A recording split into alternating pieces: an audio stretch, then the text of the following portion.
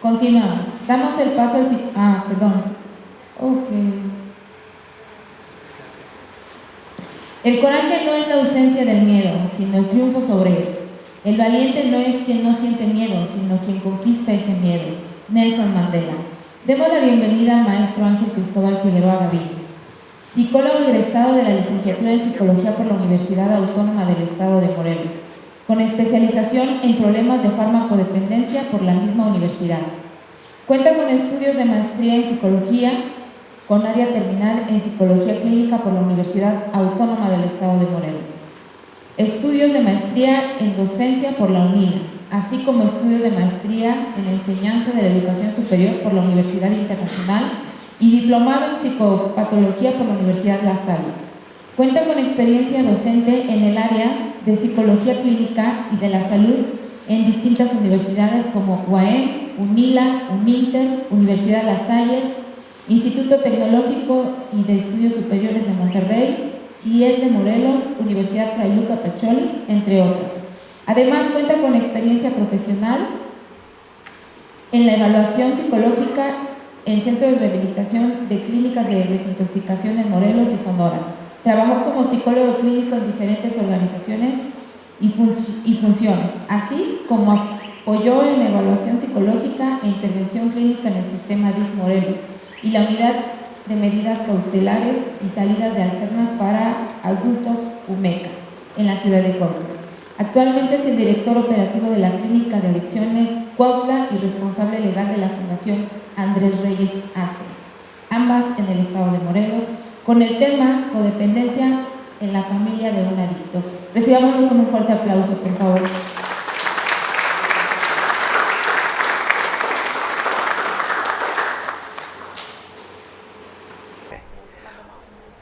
Ok.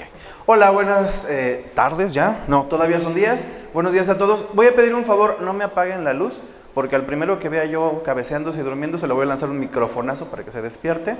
Vamos a hacer una actividad para que no se me duerma. Les voy a pedir que se pongan de pie. Vamos a hacer nada más 3 respiraciones sencillas. Vamos a oxigenar el cerebro para que circule y podamos estar despiertos un ratito.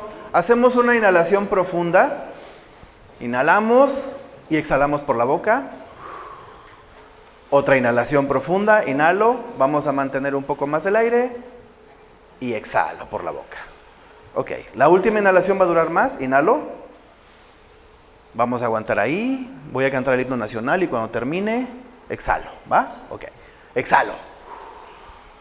Muy bien, ahora sí, ya se pueden sentar, ya circuló la sangre por el cerebro, para que no se queden ahí como en shock. Bueno, les pedí, si no es mucho texto, vamos a ir trabajándolo brevemente, porque bien dice el dicho que lo que es breve y bueno es 2 veces bueno. Entonces, a mí me tocó hablar de un tema que tiene su complejidad, ¿no? Me dijeron, tienes que hablar de la codependencia y de los adictos y de las familias de los adictos. Y la verdad es que, tenemos que partir de un elemento básico.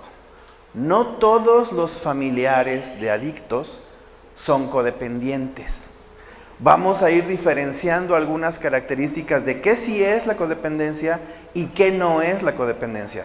Porque, damos por sentado que todo aquel que convive con un adicto va a desarrollar una enfermedad emocional llamada codependencia. Y no, algunos están peor todavía, pero no todos llegan a desarrollar esa enfermedad. Entonces, vamos a hablar del abordaje psicoterapéutico orientado a familias con usuarios de sustancias psicoactivas. Aquí vamos a hablar de casos como muy específicos, vamos a poner varios ejemplos para poder explicar un poco el tema. Si me pasan la siguiente, por favor. Ok. Cada elemento de lo que nosotros hacemos se ubica dentro de un contexto específico de lo que hoy conocemos como la prevención. Todos los que nos dedicamos al área de salud hacemos prevención de alguna manera y hay diferentes niveles de atención. Tenemos, por ejemplo, el nivel de atención universal, que es un poco lo que estamos haciendo, lo que está haciendo Edeli, a quienes les agradezco profundamente que me hayan invitado, que este justamente es un espacio donde se brinda atención universal. Es decir, vamos a hablar de temas generales que pueden impactar de alguna manera a diferentes personas que pueden estar pasando por esa problemática o no pueden estar cursando con esa problemática, pero damos esa información de manera general para que podamos podamos ir entendiendo un poco de qué se trata. Luego viene la atención selectiva, donde ya tenemos justamente a una población que ya presenta una problemática o que ya está en el inicio de una problemática social, médica, de salud o salud mental.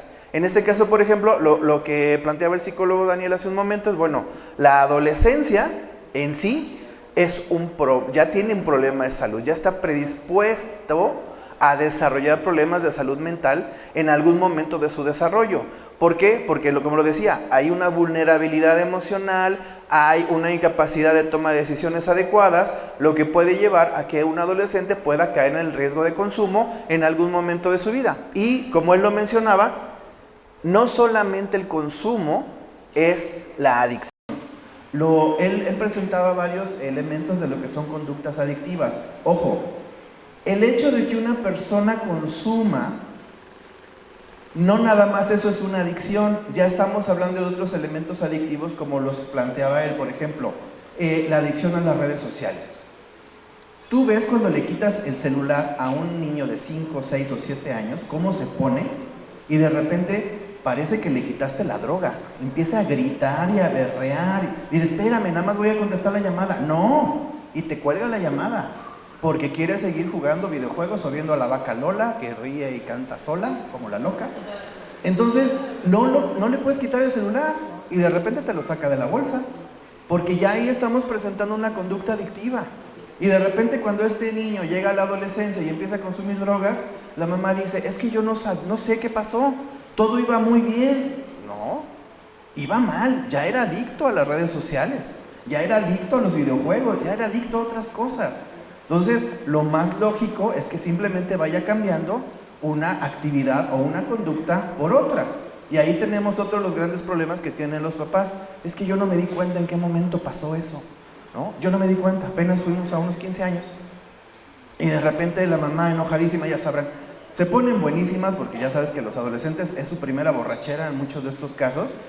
Y los papás consienten el consumo, porque así debe de ser. Y entonces, al final de la fiesta, que se pone lo más bueno, cuando ya empiezan los pleitos por los terrenos y todo eso, la mamá enojadísima de que la chamaquita está tirada en el piso, borracha, y hablando incoherencias, y de repente dice, es que yo no me di cuenta, ¿en qué momento pasó? Y me decía yo, a ver, pues, ¿que no estuviste en esta fiesta? ¿No viste que tu hija iba de mesa en mesa con una botella en la mano gritando, fondo, fondo, fondo, fondo? ¿No te diste cuenta? Y evidentemente a veces hay ciertos elementos que son muy dolorosos para un familiar y hacen que simplemente nos ceguemos frente a lo que es más que evidente, ¿no? El típico de, es que le encontré marihuana en la mochila a mi hijo, pero él me dijo que no es de él, se la está guardando un amigo, ¿no? Y lo peor es que le creen, ¿no? Pero dices, bueno, está bien. Bueno, para este tipo de situaciones ya tenemos que tener un nivel de prevención un poco más específico, porque ya tenemos poblaciones ya seleccionadas en riesgo. En las escuelas, todos los que trabajan en una institución educativa, los directivos, todo el mundo, los alumnos, saben quién consume. Sí los identifican perfectamente, ¿no? Pedrito, el del cuarto C, el de administración de negocios, ese vende cristal, ¿no? Todos lo identificamos, los maestros también, pero realmente las instituciones educativas no tienen la capacidad de hacer un abordaje integral para este tipo de situaciones. Muchas instituciones lo que hacen más bien es como, yo me deshago del problema, ¿no? Yo lo mejor lo corro, lo doy de baja, lo paso el semestre, pero que ya se vaya porque yo no quiero seguir alimentando este problema. Y claro, hay escuelas, hay universidades que han crecido gracias a este tipo de poblaciones. Yo acepto a todos los que los corrieron de todos lados y ahí los voy a tener. Tienen una bomba de tiempo que en cualquier momento les va a explotar en las manos, pero bueno. Y hablábamos, bueno, estas instituciones educativas, todos identificamos quién consume, cómo consume, y a veces hasta se vende adentro de las instituciones educativas. Pero les decía, las instituciones educativas como tal no tienen la capacidad de enfrentar ese tipo de situaciones y lo que hacen es derivarlos. Y ya luego tenemos la prevención indicada, que es para personas que ya están viviendo esta enfermedad y que ya estamos trabajando en ellos para una rehabilitación y una adecuada reinserción social. Hoy vamos a hablar en este aspecto de la prevención universal, pero no solamente de los adictos, sino yo me voy a enfocar en el aspecto de los familiares. La siguiente, por favor. Cuando hablamos de la familia, todos partimos de la idea de que sabemos que es una familia, pero en la actualidad existe una infinidad de modelos familiares que antes no existían. Antes nos vendían en las telenovelas o en los comerciales estos muy bonitos donde los papás corrían en la playa y hacían castillos de arena con los niños ahí, todos muy felices, que había un solo modelo de familia. Era la familia tradicional, un papá, una mamá y unos hijos, y todos éramos muy felices. Pero ese modelo de familia ha ido modificándose con el paso del tiempo, ha ido mutando, y hoy tenemos una infinidad de modelos familiares que pueden ser bastante complejos. Por ejemplo, hoy tenemos las familias ensambladas, que son las más comunes. Mis hijos, tus hijos y nuestros hijos. Ya son familiares, ya son padres que vienen de otros matrimonios con otros hijos y entonces empiezan a unirse a nuevas familias y empiezan a ser familias extensas. Tenemos, por ejemplo, las familias uniparentales. El papá se fue a Estados Unidos, allá se consiguió otra esposa, ya no regresó, le dejó de mandar dinero a la mamá, y la mamá pues vive sola, o vive con la abuela, o vive con la mamá, y entonces la abuela es la que se dedica a cuidar a los niños, y ahí está ahí como se va generando este estilo de familia, donde los roles se van intercambiando. Y aquí hablamos, por ejemplo, de que, bueno, el rol puede ser ejercido por cualquier miembro de la familia. Es decir, el papá no está, pero de repente el abuelo cumple el rol del papá, la abuela cumple el rol de la mamá se convierte como en la hermana o en el papá proveedor, y esto se va generando una nueva dinámica. No necesariamente eso es algo negativo, a veces funciona mejor. Es mejor no tener al papá en la casa que tenerlo ahí y que genere más conflicto. Bueno, la familia es un organismo social estructurado y los miembros se organizan en alianzas, en afiliaciones y en coaliciones. Una alianza es la típica: los papás tienen que hacer equipo juntos para que los hijos sean educados de la mejor manera posible. Pero ¿qué pasa cuando el papá y la mamá siempre andan de la greña y siempre se están peleando porque papá dice que sí, lo que diga tu madre, ¿no? Es que me quiero ir a la fiesta, pues dile a tu madre, yo no sé. Y la mamá, no, dile a tu papá, si él te da permiso, entonces sí puedes ir. Y entonces el chavo, ¿qué es lo que haría cualquiera de nosotros? Sacar ventaja. Si se da cuenta que hay un vacío de comunicación, pues mi mamá ya me dijo que sí, ¿no? Y entonces empiezas a generar esta nueva dinámica y haces esta alianza o haces una coalición. La coalición de hijo mayor con la mamá. La mamá se convierte en la esposa del hijo mayor y ahora este hijo mayor toma el lugar del papá y este es el que toma las decisiones. Y el papá se convierte como en un hijo. Entonces, cuando estas familias van madurando, de repente la mamá dice, hay un problema familiar, bueno, vamos a esperar a que llegue tu hermano a ver qué dice, ¿no? Dile a tu hermano a ver si te da permiso. Espérate, pues ahí tienes al monigote a un lado en la sala viendo la tele.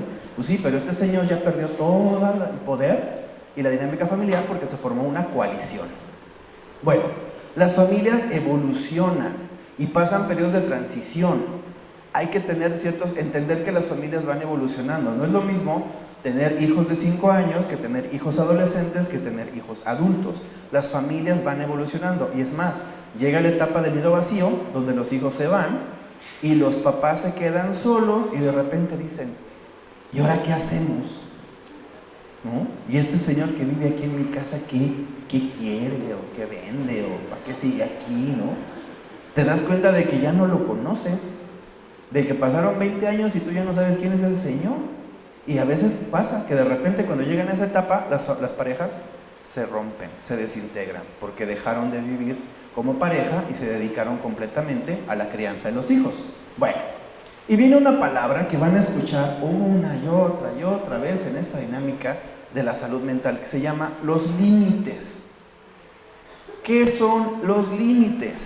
Ojo, hay dos enfoques: el enfoque de la crianza y el enfoque social adulto. Cuando tú estás criando a un menor, tú tienes la obligación, hasta legal, de marcar las reglas a este niño para que este niño crezca en ciertas condiciones de salud social, mental, educativa y legal. Pero cuando estamos hablando del nivel adulto, esto cambia. Ya no le puedes poner límites al otro que es un adulto justamente por eso, porque es un adulto. Si el otro decide hacer ciertas cosas, es su bronca, ¿no? ¿Por qué? Pues porque el otro se supone que ya creció, ya maduró y ya sabe qué es lo correcto y qué es lo incorrecto en una dinámica. Si a mí no me gusta, pues entonces quien tiene que moverse del lugar soy yo. ¿Qué es lo que pasa igual en las fiestas? No voy mucho a fiestas porque siempre soy muy chismoso y muy metiche y muy fijado, pero me doy cuenta, a mí, en mi misma familia, ¿no? La típica mamá, bueno, la típica esposa, que llega a la fiesta y le dice al marido, pero no quiero que bebas. Y dices, es una fiesta, hay alcohol, es un alcohólico, ¿qué esperas que suceda? Va a beber, obviamente. Y entonces está la señora con su carota, así, toda la fiesta.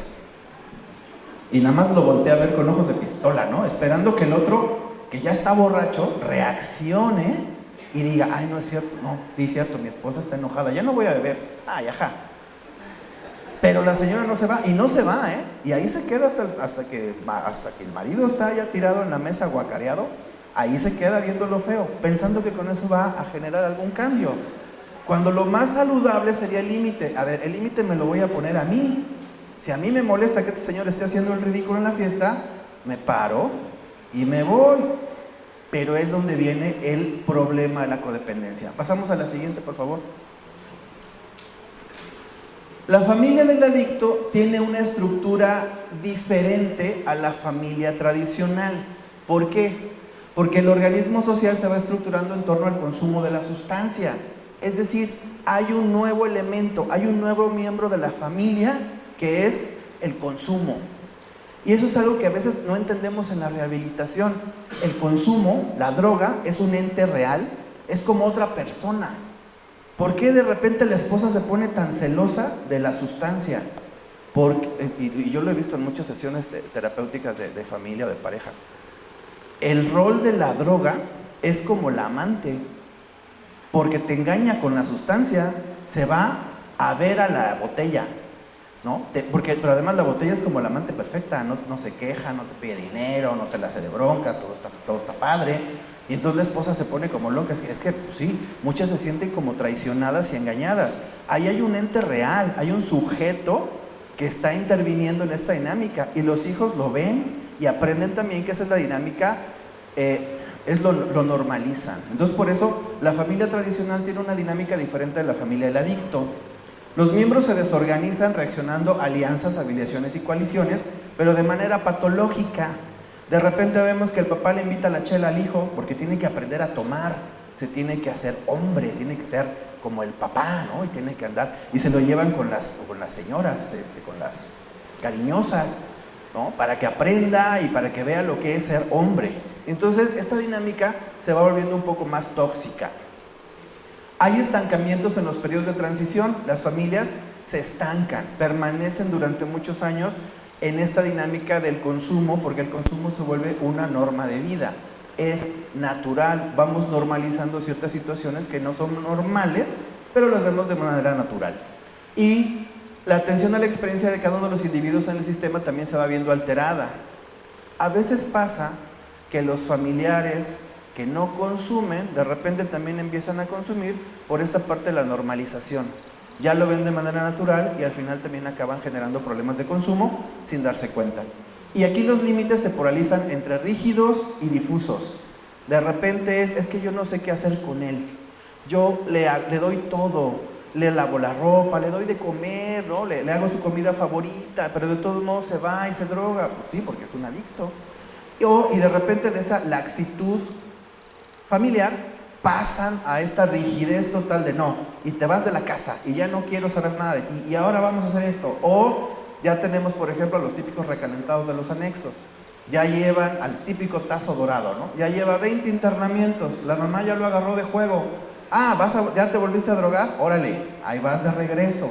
Y se vuelven carne de anexo, se vuelven como sujetos que ya viven ahí, ya son como parte del mobiliario de los centros de rehabilitación, porque también los familiares ya le agarraron de, sale consume y otra vez lo voy a meter al anexo. Y yo he escuchado en las sesiones familiares cómo las familias a veces se expresan de maneras ya muy duras. Había una paciente que decía, es que a mí me sale más barato tenerlo aquí encerrado que tenerlo afuera, porque si sale, ya se robó la tele, ya chocó el coche, ya se hizo esto, ya estafó a tal persona, y me sale más barato tenerlo aquí encerrado. Y bueno, técnicamente pues sí, es más económico tenerlo ahí, pero también empieza a haber problemas asociados. Hay papás y mamás que han dicho, alguna vez, eso sí me impactó mucho, un papá que decía, es que prefiero verlo muerto. Esta angustia de que son las 3 de la mañana, no sé dónde está, y suena el teléfono, es horrible, no se la deseo a nadie. Y dice, a veces yo desearía que fuera alguien, la policía, para decirme que mi hijo ya está muerto, para ya descansaría.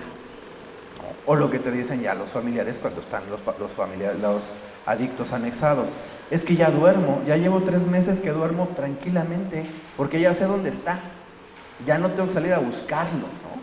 Eso es a lo que se enfrentan las familias de los adictos todo el tiempo. La que sigue, por favor.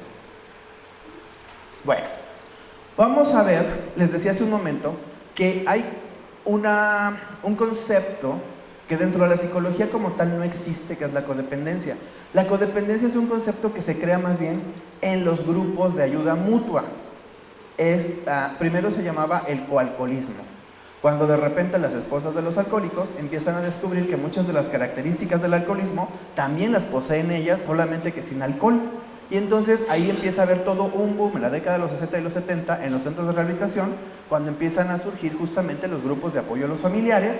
Y hay varios autores, la más famosa es Melody Beattie, que empieza a escribir libros sobre la codependencia y sobre lo que es y lo que no es la codependencia. Pero les decía hace un momento, no todo el que vive con un alcohólico es codependiente. ¿Está en riesgo? Sí, pero hay quienes ya tienen otras predisposiciones o otras patologías emocionales que se parecen mucho, pero no son. Entonces definamos la codependencia.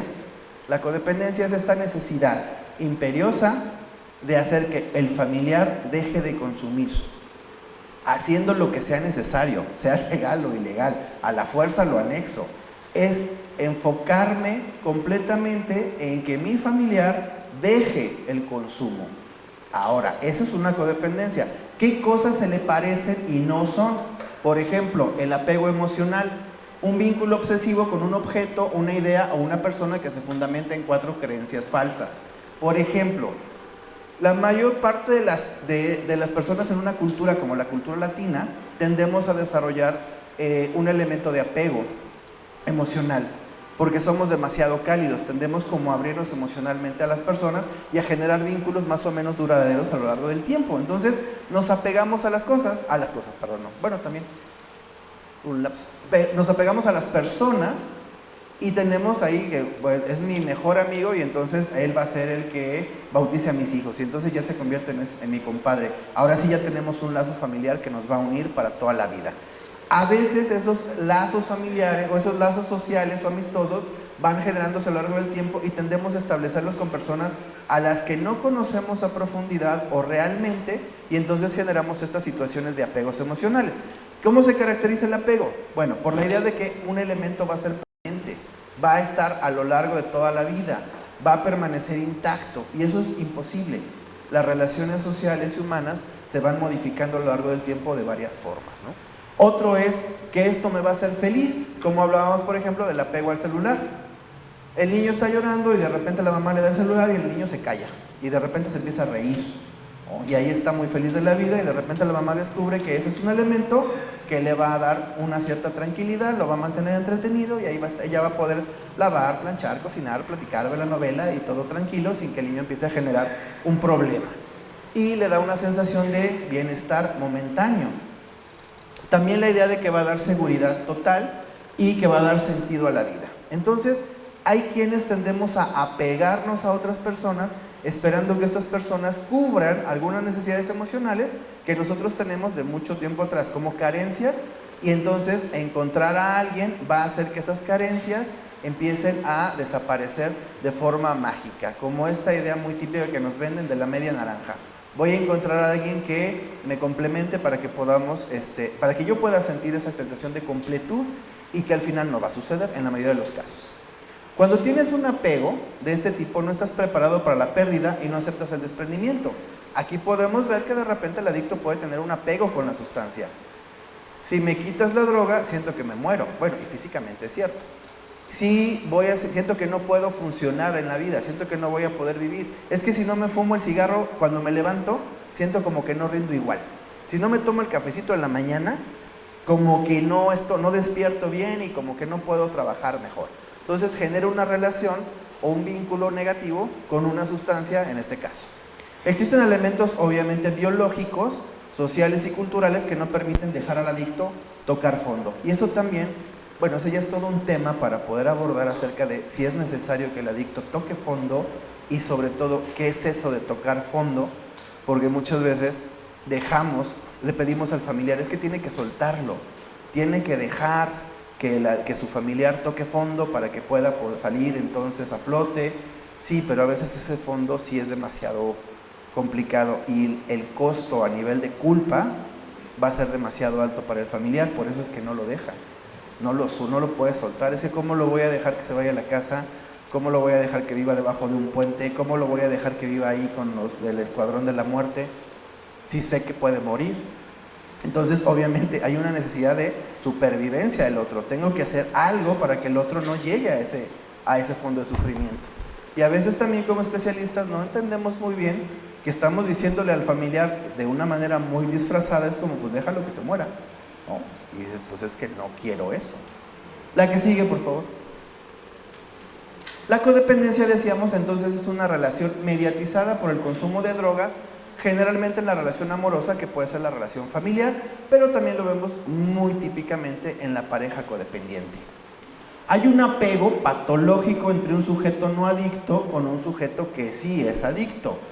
Después vamos a ver que el codependiente también es un adicto en potencia, solo que el adicto consume sustancias y el codependiente consume al adicto, a la persona.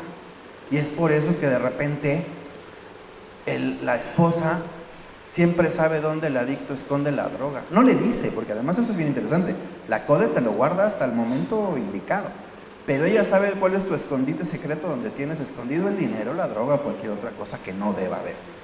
Ella te revisa las cosas, ella ve, ella entra en tu intimidad, te descubre los mensajes, sabe quién es el que te la vende, sabe dónde vive, sabe todo eso. ¿Por qué? Porque hay una necesidad de saber qué está haciendo el otro y hay un apego para que el otro deje de consumir. Entonces el conflicto central se enfoca en que el adicto no beba o no consuma. Hay elementos a veces que son del masoquismo a la abnegación, ¿no? Yo puedo dejar que tú me puedes gritar, tú me puedes humillar, tú me puedes poner el cuerno, pero yo siempre voy a estar aquí para poder rescatarte de este problema de adicción. Hay una negación y una minimización de la enfermedad de la pareja y a veces de la familia. Oye, es que su hijo lo corrieron de la escuela porque lo encontraron ahí fumando en el baño, marihuana, y entonces hizo un problema. Eso lo hacen todos. Todos los jóvenes son así, nada más es una etapa, después se le va a pasar. Y entonces minimizamos el problema. Si no lo veo, no existe, ¿no? Es cierto, pues sí era la droga, pero seguramente sí se la estaba guardando al amigo. Entonces estaba ahí. Y nosotros tendemos a ponernos la venda en los ojos porque es muy doloroso de repente enfrentar una situación en la que vamos a tener que hacer algo. Porque si ya sabemos que nuestro familiar está teniendo un problema de consumo de sustancias, vamos a tener que enfrentarnos a alguna situación y tener que hacer alguna acción en respuesta. Y también eso es muy complicado. Entonces tendemos a negar o a minimizar la enfermedad del otro. Ok, la que sigue, por favor. En la codependencia existen 4 elementos básicos, que ya me voy muy rápido, para terminar pronto. Hay 4 elementos básicos en una estructura codependiente. Y el primero del que hablábamos es el mecanismo de la negación. Se manifiesta con el autoengaño y las manifestaciones por medio de los cuales la familia descalifica sus pensamientos y emociones y evita el contacto con otras personas. Vamos a mantenerlo en secreto, que nadie sepa que estás drogándote, que nadie se dé cuenta, porque ¿qué van a decir de nosotros que somos, pues decía fits, ¿no? Es como, somos los fits, y entonces, ¿cómo es posible que un fit sea un adicto y así ande por las calles drogándose? No, no, no. Vamos a mantenerlo aquí en secreto. Vas a consumir, pero vas a consumir aquí en la casa, ¿no? Yo he conocido una mamá, por ejemplo, que iba con su bebé. Cuando llega a la clínica dice, es que tengo... No, y sí, llega a la clínica diciendo que iba a internar a su bebé de 45 años. Ella salía a comprarle en la Buenos Aires a su bebé la droga, porque ella tenía miedo de que le fueran a hacer algo al bebote, ¿no? Le fueran a robar, le fueran a pegar, le fueran a hacer... Entonces ella, una mujer de 80, iba a comprarle la droga a su bebote de 45 para que él no se pusiera en riesgo. Entonces ahí tenemos mecanismos bastante interesantes de negación. O sea, a veces se toleran los malos tratos como una manera de no enfrentar su propia problemática personal. Les decía, yo voy a dejar que me grites, que me humilles, que me engañes, pero yo voy a estar aquí siempre para ti, para protegerte. Se trata de evitar contacto con personas fuera de su núcleo familiar. Hay confusión al tratar de aceptar lo que en realidad no se acepta. Hay una rigidez en la personalidad cuando todo se pone fuera de control. Cuando siento que esto ya se me salió de las manos, ahora sí es cuando ya vete de la casa, ya te voy a internar, y entonces el internamiento se convierte en un castigo. Y eso es uno de los grandes problemas que tenemos a la hora de tratar en rehabilitación a los pacientes por consumo de sustancias. ¿Por qué? Porque llegan ahí a la fuerza, castigados como una consecuencia negativa de algo que hicieron, cuando en realidad están tratando de salvar su vida. Pero obviamente pues no lo ves así, ¿no? Sobre todo cuando llega la patrulla espiritual y llegan estos 5 señores ahí y te amarran y te gritan y te dicen y te encajuelan, que todavía sucede, desafortunadamente, pero sucede. Y pues claro que pues nadie quiere ir en esas condiciones a un internamiento. Bueno, la que sigue, por favor. Ya voy. Hay un desarrollo incompleto de la identidad porque aquí les decía que este es un tema demasiado amplio. ¿Cómo se desarrolla la codependencia? Uno no llega a enamorarse de un adicto al azar. Ya traes toda una historia de crianza y familiar en la que tienes ciertos elementos que te favorecen a desarrollar una patología y justamente a enamorarte de un adicto, ¿no? Yo tenía unos pacientes que de repente les preguntaba, ¿y cómo se conocieron? En el Estadio Azteca, ¿no? Estábamos en un Chivas y ella estaba de un extremo del estadio y yo estaba del otro extremo. ¿Y cómo le hiciste para encontrarte al más enfermo? ¿No? Pues el azar, la casualidad, el destino, Cupido, Dios, no sé, hizo que se enamorara justamente del tóxico, del adicto, del infiel, y lo conoció así, ¿no? Y dices, bueno, ya traemos de repente ciertas predisposiciones de crianza que nos ponen en ese tipo de situaciones. En esta cuestión del desarrollo incompleto de la identidad, ya vemos que en la crianza de un codependiente, a veces, por eso les decía, no todos los familiares de adictos son codependientes, pero en algunos, tú ya ves que hay un patrón de abandono, de maltrato, o a veces en estas dinámicas donde la hija mayor se convierte como en la mamá de los niños, porque nadie le pregunta si los quiere cuidar, los tiene que cuidar, ¿no? Y vemos cómo hay estas hermanas mayores que son como las matriarcas de la familia, y todos los hermanos hasta a veces le dicen mamá.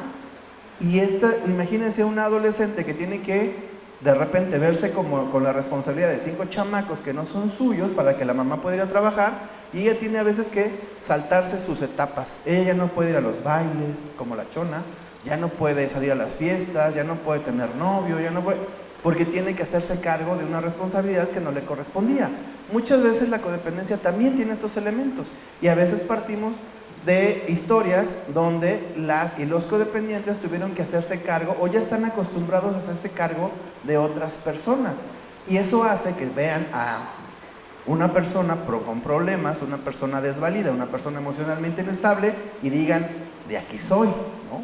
Esto me gusta, esto tiene potencial, y es cuando se enganchan con este tipo de relaciones. La que sigue, por favor. Ya me quedan 2 nada más. Hay una represión emocional, una necesidad de guardarse siempre lo que sienten para que la persona pueda como estar en paz. Cuando le preguntas a una codependiente, ¿y tú cómo te sientes? No sé. Pero si me preguntas cómo está mi esposo, a esta sí, se siente esto, le pasa esto, le duele aquello.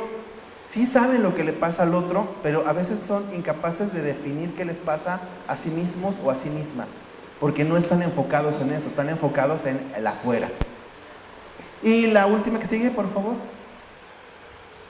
Y esta orientación rescatadora, que es la que a veces las lleva o los lleva a los fracasos familiares tan graves. Esta necesidad de rescatar al adicto.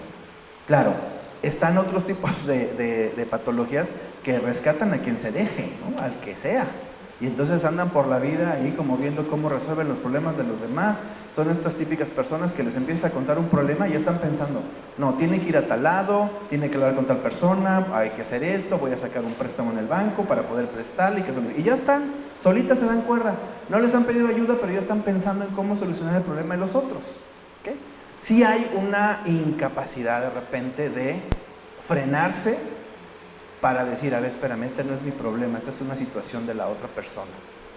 Y esa es justamente la parte más importante de la patología. La que sigue.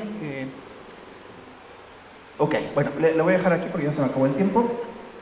Vienen como algunas estrategias que se pueden hacer para trabajar la parte de la codependencia. Fíjense, en México tenemos centros de rehabilitación para adictos en todos lados, una infinidad. ¿Cuántos? Digo, no tengo el dato exacto.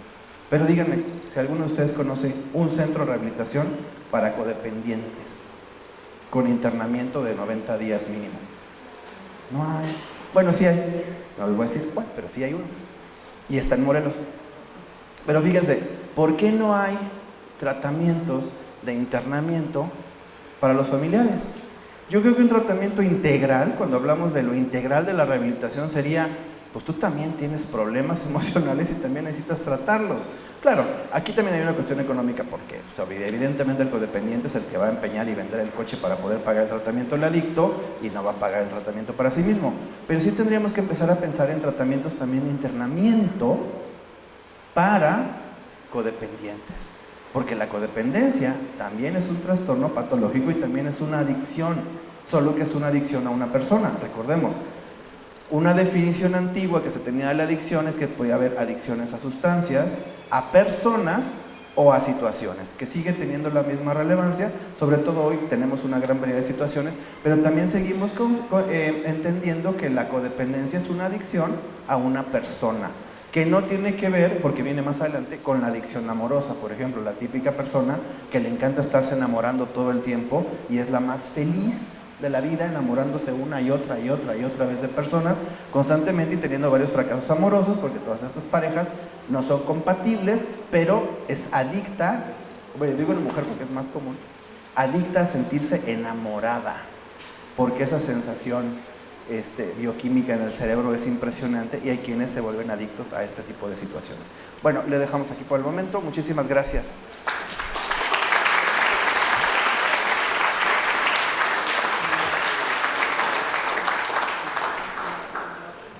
Muchas gracias, maestro. Viene la doctora Elizabeth a entregarles el reconocimiento. Ay, asunto. Muchas gracias. Gracias. No, a ti. Gracias. Un aplauso, por favor.